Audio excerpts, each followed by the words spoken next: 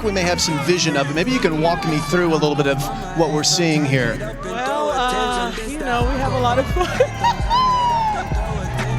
That's you in the yellow, second row. Coco Gauff in the front right. Oh, in the front. We love to dance. Oh gosh, are they going to show the end? I hope so. We can stop it whenever you want. You call it. You guys. No, they want to see it. Oh no.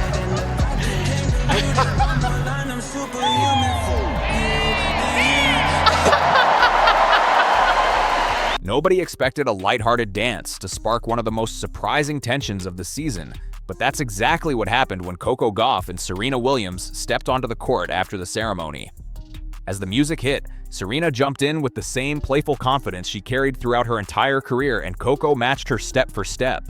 The crowd exploded, laughing, cheering, recording every second like they knew they were watching a moment that would live far beyond the exhibition match. It wasn't just two champions dancing, it felt like a passing of the torch in real time. Serena wasn't just celebrating Coco's achievement, she was embracing it, endorsing it, and putting her stamp on the future of American tennis. Every smile, every spin, every shared laugh between them held weight. Fans felt it instantly. But the person who felt it the most wasn't on the court.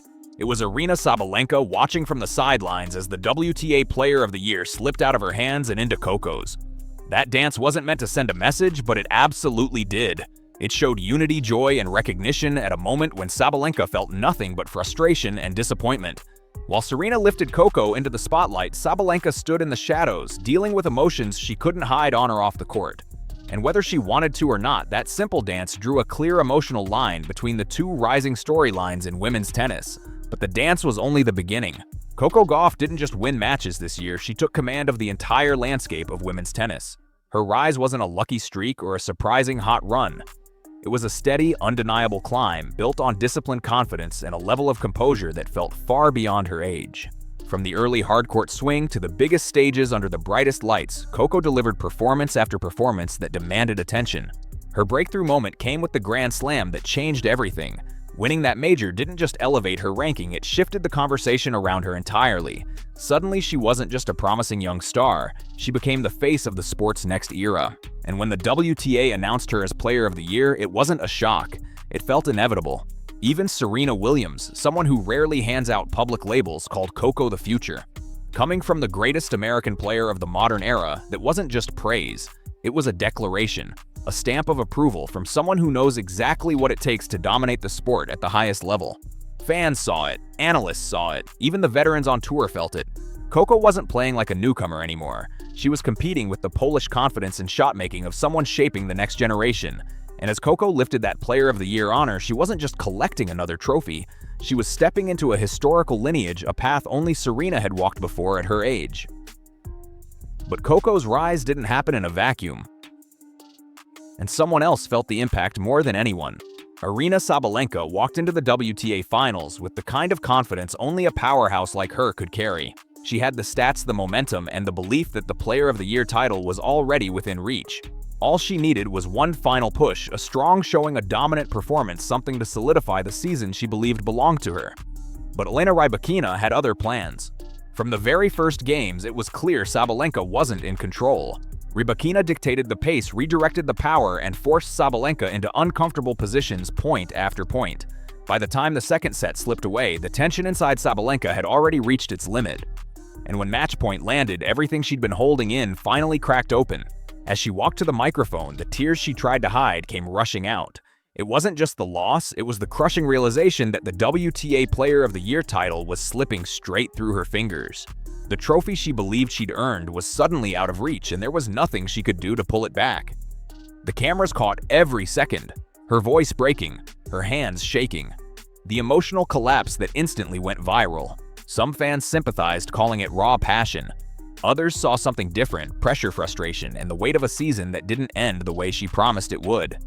The media replayed the footage endlessly, turning her vulnerability into the story of the night. And as the world reacted, one thing became painfully clear: this wasn't just a loss. It was the moment everything started to unravel. For years, Aryna Sabalenka built her reputation on raw power and fierce intensity. But behind that fearless exterior were cracks that kept widening under pressure. Anyone who watches her matches closely knows the pattern: the shouting after missed shots, the wild swings of emotion, the attempts to intimidate opponents with sheer volume and presence. At her best, it makes her look unstoppable. At her worst, it exposes how fragile her confidence can be. Fans began noticing it more this season. Commentators whispered about her emotional spikes, and social media wasn't always kind. What was once seen as passion slowly started being viewed as volatility. People weren't sure whether her fire was a competitive weapon or a fuse waiting to blow. That fuse finally sparked during the infamous moment with her coach Anton Dubrovov. In the middle of a tense match, Sabalenka snapped at him so harshly that he stood up, walked away, and left her to figure things out alone. Cameras caught everything: her frustration, his disappointment, and the awkward silence that followed. For many viewers, that was the moment they realized something deeper was going on. But the truth is, Dubrovov wasn't the first coach pushed to that point. Sabalenka had already clashed with Gavin McMillan in a similar emotional storm. That confrontation ended their partnership entirely, and McMillan quietly stepped away. Each public blow-up added another layer to the narrative forming around her. Bit by bit, the perception shifted. Not just a fiery competitor, but a champion struggling to keep control of her own emotions. And that shift would collide directly with Coco Gauff's rise. While Sabalenka's emotions kept spilling into the spotlight, Coco Gauff carried herself with a kind of calm that rarely shows up in athletes her age. No shouting, no confrontations, no dramatic meltdowns, just focus, respect, and a maturity that fans instantly gravitate toward. Even when critics tried to tear apart her forehand, Coco never snapped back or played into the noise. She stayed grounded, confident in the work she was putting in. And Serena Williams saw that. When asked about Coco's supposed weakness, Serena shut down the criticism instantly. She didn't hesitate, didn't dodge, didn't sugarcoat. She simply said Coco had her own style, her own strengths, and that a champion doesn't need to fit anyone's blueprint but her own. Coming from Serena, the most dominant force in modern women's tennis, that wasn't just support. It was a signal. Their bond didn't start overnight. Serena has quietly mentored Coco since she was a teenager, offering advice, support, and a presence that shaped Coco's mindset long before the trophies arrived. Coco grew up admiring Serena, but Serena grew to admire Coco's character just as much. Her poise, her work ethic, her respect for the game and the legends who built it.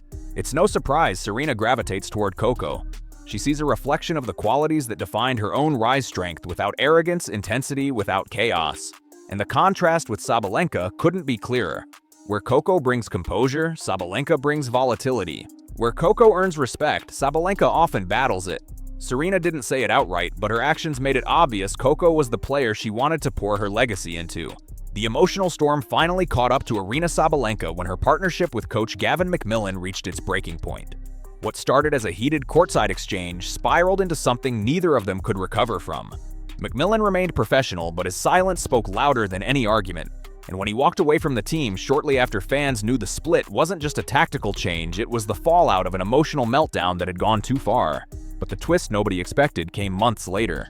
Instead of disappearing from the tour or joining another veteran player, McMillan reappeared, standing in Coco Gauff's corner. The announcement stunned tennis fans. A coach who once absorbed Sabalenka's frustration was now choosing to guide one of the calmest, most composed young stars in the game.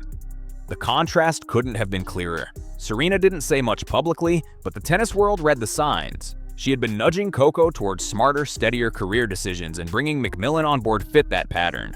Serena valued coaches who could elevate a player's confidence without feeding chaos, and McMillan had that experience. For Coco, the move brought stability. For Sabalenka, it felt like losing an anchor. A coach who once endured her intensity was now investing in the player she struggled to defeat. The symbolism was impossible to ignore.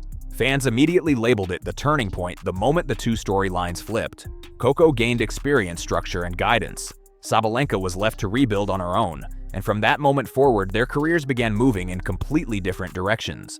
When the dust finally settled, Aryna Sabalenka wasn't just dealing with a tough loss, she was facing something much heavier. The WTA Player of the Year outcome was already painful, but the real damage went beyond a trophy. It was the slow, uncomfortable shift in how fans, analysts, and even fellow players saw her. For years, Sabalenka's fire was celebrated as passion. Her shouts were intensity. Her reactions were competitive hunger. But this season, especially after the emotional breakdowns and public clashes with her coaches, the narrative quietly changed. What once looked like drive now bordered on instability. The distinction between passion and intimidation grew sharper, and more people began questioning which side she was truly on. Meanwhile, with Coco Gauff rising cleanly and gracefully beside her, the contrast only intensified. One player appeared to be growing into the role of an ambassador for the sport. The other looked like she was battling her own emotions as much as her opponents. Sabalenka didn't just lose the Player of the Year award, she lost the benefit of the doubt. And that's where the long-term implications come in. Reputation follows players longer than any single season. Endorsements, crowd support, media narratives, even locker room relationships, they all shift based on how an athlete carries themselves when pressure peaks. For Sabalenka, the question now isn't whether she can win again. She absolutely can. The question is whether the tennis world will see her as a champion shaped by struggle, or a competitor defined by it. And that's what sets up the final contrast between these two rising storylines. As the season closes, the contrast between Coco Gauff and Aryna Sabalenka is no longer just about wins and losses. It's about legacy, the kind that lasts long after the scoreboards reset. In tennis, raw power can take you far, but behavior, composure, and the way a player carries themselves often determine how history remembers them. And right now, those paths are splitting faster than anyone expected. Coco Gauff is building something deeper than a highlight reel. With Serena Williams standing behind her, she isn't just playing great tennis, she's becoming the new face of the sport. Serena's support elevates her in ways trophies alone never could. It shows the world that Coco represents more than talent. She represents character maturity and the future Serena wants to see take shape. Sabalenka, on the other hand, still has the power to dominate any match she steps into. But her emotional battles have started shaping the narrative around her career.